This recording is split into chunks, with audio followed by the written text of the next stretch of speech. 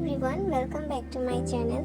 Today's video is a little special because I am organizing over 500 pairs of handmade terracotta earrings.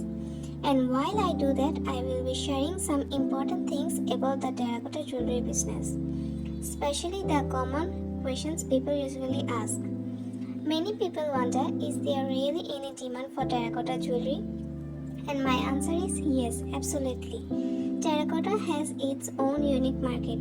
People who love handmade and unique items always look for terracotta.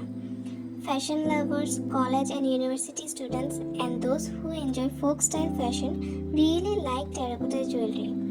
Another question I often get is, should I start this business now? Yes, but first practice a lot. If your designs aren't unique or your finishing isn't smooth, it will be tough to survive in the market.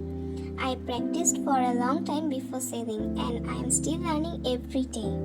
Good photos, good videos, and kind behavior with customers are super important. Now, where to sell? You can sell online through Facebook, Instagram, or marketplaces, and offline. You can join fairs or exhibitions by setting up a stall. I sometimes join local craft fairs. Customers get to see the jewelry in person, and many of them place online orders later. So setting up a stall is not just good for selling, it's a great way to promote your brand. This business is profitable, but you will need patience. You may create something today, but it might not sell tomorrow. Sometimes products need to wait for the right customer.